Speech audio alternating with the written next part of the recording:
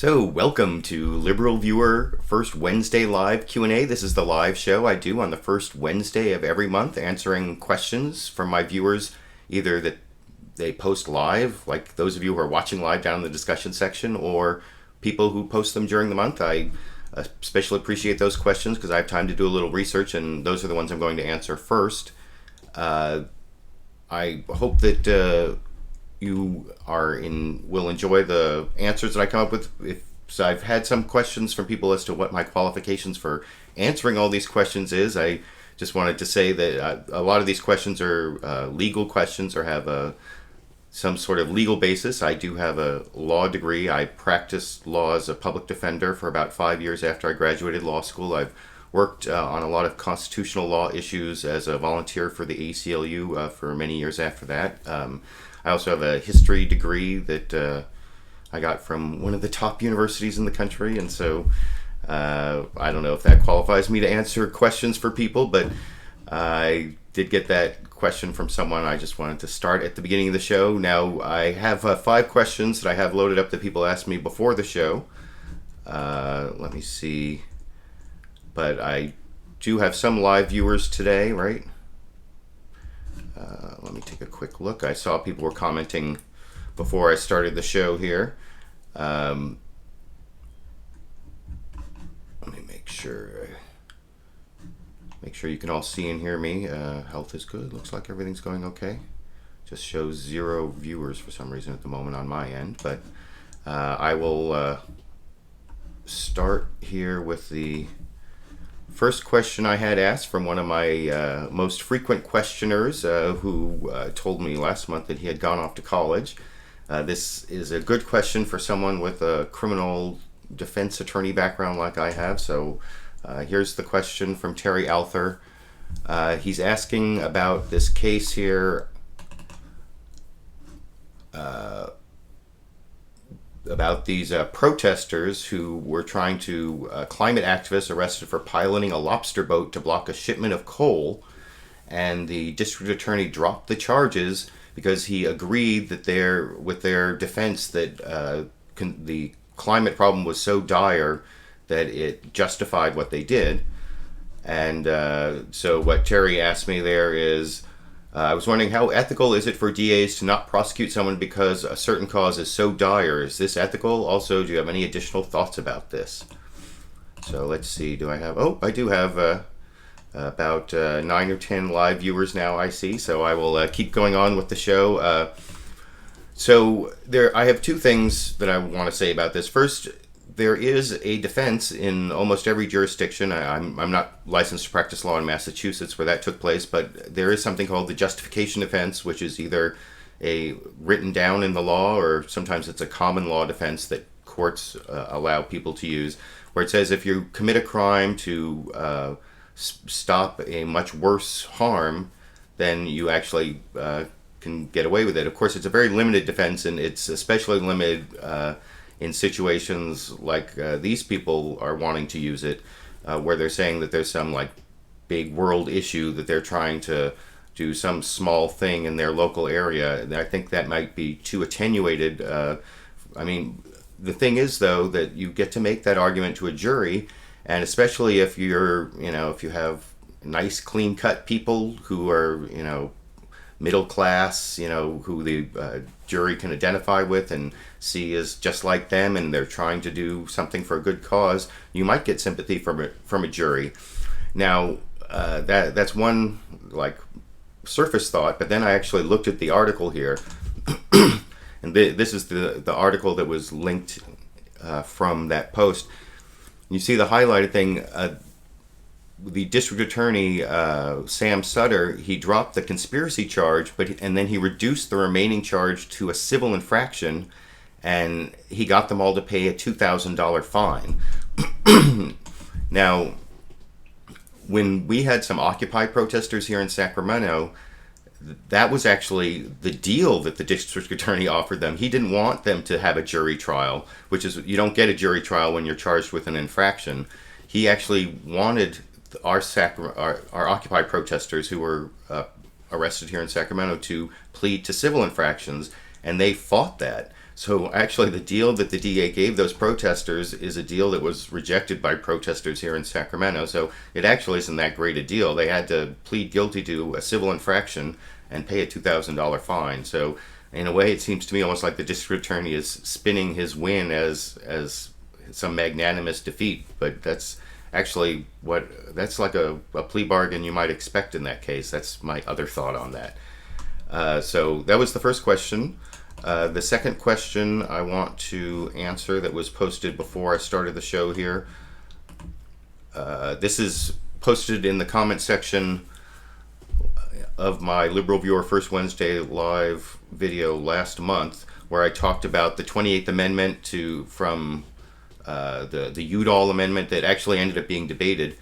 So Juan Federico asks, LV, it seems to me that you are making the perfect the enemy of the good with respect to your thoughts on a 28th Amendment. Consider this a question for your next broadcast. Well, to remind everyone about what the 28th Amendment says, here's a screen. This isn't the whole amendment, but this is the really bad part, and I wouldn't call this making the perfect the enemy of the good, because this is not good. This is terrible.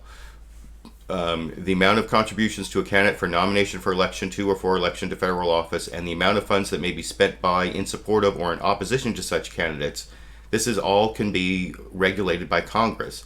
So that means any money that could be said to be supporting or in opposition to a candidate, any money you spend could be regulated, could be prohibited by Congress. They could do whatever they want to it.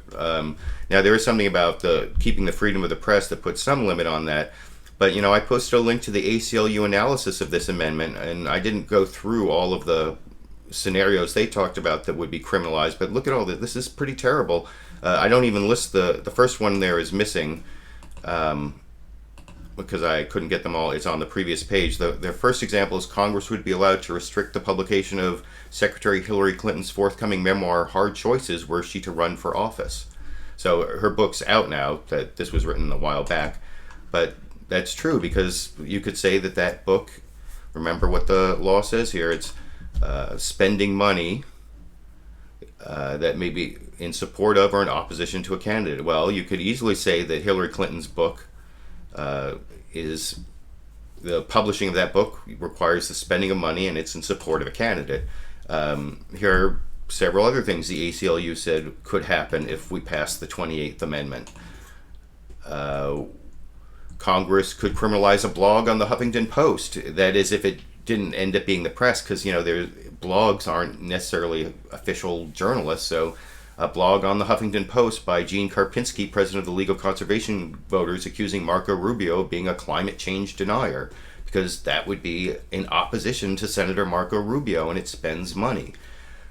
Congress could regulate the website of the reform group Public Citizen, which urges voters to contact the members of Congress in support of the 28th Amendment.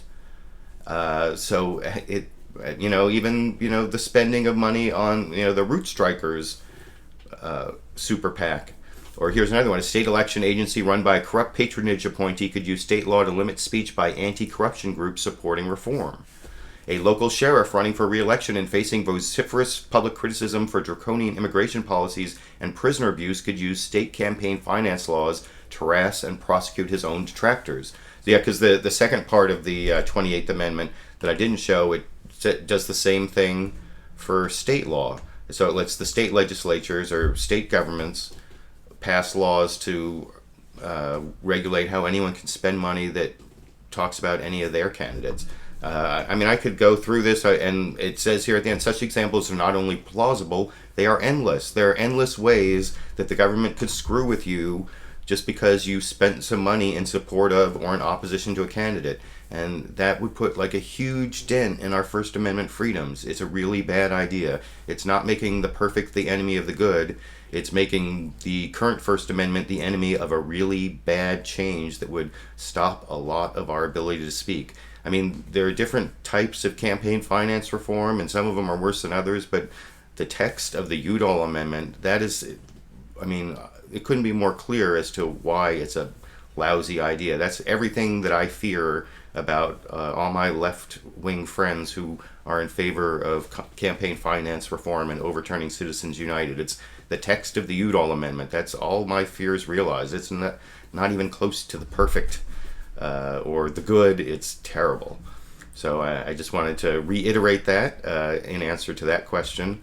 The third question I had, let me see what I've got over here. I've still got about a dozen people watching. I haven't scared you all away. In fact, gone up by a couple since the last time I looked. So let me check here. Cruise 2 asked, LV, for next Wednesday, what do you think is the probability that Democrats lose the Senate in 2014? What impact will it have on Congress if they do lose for the next 2 years? Well, I mean, I've been following the Senate races and the 538 blog. They've been going, it's been bouncing between about 55% chance the Republicans take the Senate and 60% chance. I've even shown a couple clips on my Sunday shows about that. And I think that's probably about right. I mean, I trust the 538 blog's methodology. I mean, as much as I trust any methodology, that, I mean, it's only a percentage. It's not a totally certain prediction of the future, and things could still change. But I think it's more likely than not that the Republicans will take the U.S. Senate in the elections next month.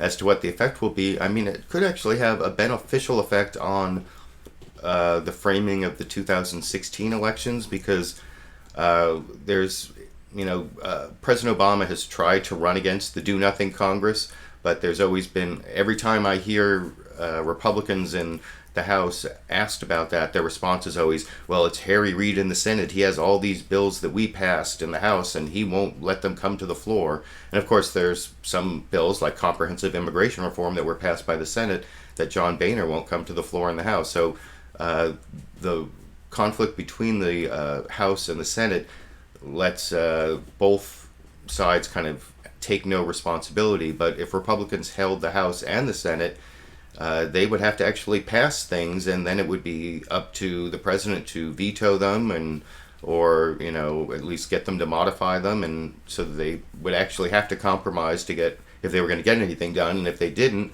at least it would delineate the positions more clearly going into the 2016 election. It might not be good for what gets done in the next 2 years, but it could make the choices. I always hear from people there's not enough difference between the Democrats and the Republicans. If the Republicans held both the House and the Senate, and President Obama was in his last 2 years as a lame duck and with no elections to face in the future, I think that we might see a much clearer distinction between the two parties. Or they might, who knows, they might come to a compromise, but that seems like, you got to agree, the least likely of all the outcomes. But I don't know, stranger things have happened. So that was the third question. The fourth question I got on Twitter from Noel asks, do the insane have free speech rights? This article prompted my question, and it's about basically this crazy person putting up signs first over her house and then on the sidewalk, talking about the government and some business, maybe, I can't even remember, and it was just all crazy talk, and it was causing a nuisance. That's what they were saying. But actually, the way the First Amendment's supposed to work, it's supposed to be content neutral. It doesn't matter how crazy what you're saying is. You still, as long as you have a right to be on the street, crazy people can be locked up if they're a threat to themselves or others, and there's a whole set of laws on that. But you're not asking if the person can be locked up. It's if her speech can be suppressed. And if you actually look at that article, the key paragraph there is right here. The complaint filed by City Attorney Pamela Thompson states that Benavides has erected her trash, debris, signage, and personal property on city sidewalks since 2010, blocking the right-of-way and traffic visibility and creating a threat to health and safety of others. So that is a totally content-neutral complaint. It doesn't say the things she's saying are crazy. It wouldn't matter what was on her signs or what she's saying. It's just the way she's saying it is blocking traffic and creating a health hazard. And so that is the kind of prosecution that the First Amendment allows, because it doesn't it's content neutral. It doesn't matter what her speech is there. So I'm going to go to one final question. This was actually posted, the first question that was posted down in the comment section of this video before I started the show, from Pat's Rule 213. What does LiberalViewer think about the war on terror? Should we be afraid, or is it a fraud? Well, I mean, there's definitely something fraudulent about just the name, the war on terror. I noticed before I even started the show, the Norwegian 76 said, how is it so easy to be pro-war against an enemy that you haven't even heard of? Oh, wait, no, that's the wrong one. Norwegian 76, you can't wage war on a tactic. It's an absurdity. And that's my first, I was reading the wrong comment, but that's my first response to the war on terror is, you can't have a war on terrorism. You can't have a war on a tactic. It's ridiculous.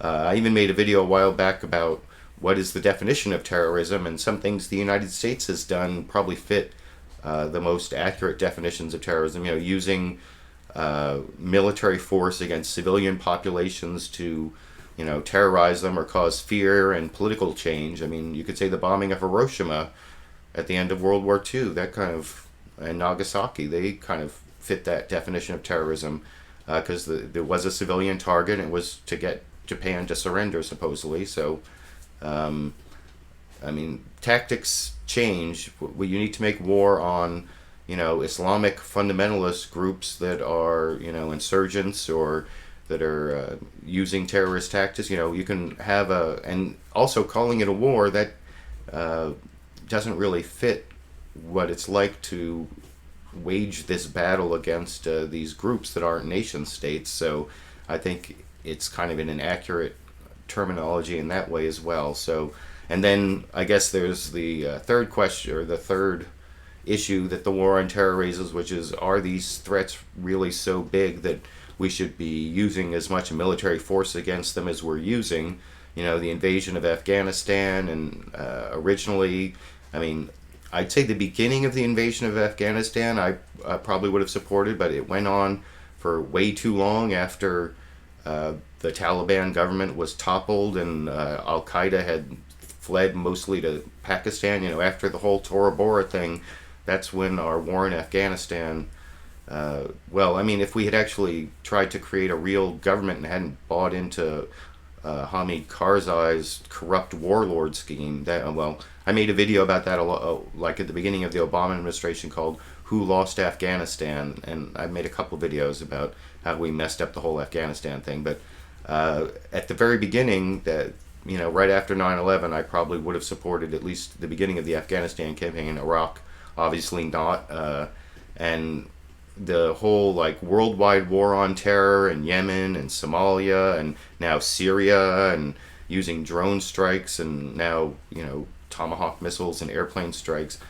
Some of that, a lot of that is an overreaction and a dubious legality under international law, and should require congressional authorization.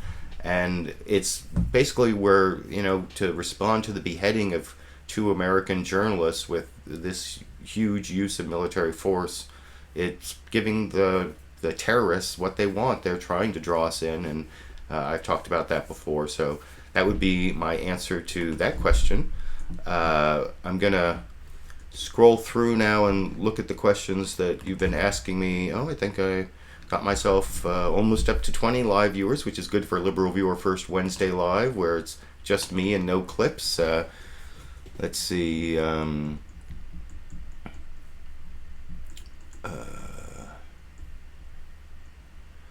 Raj Dillon asked me a football question, which I could not possibly answer because I am not a football fan.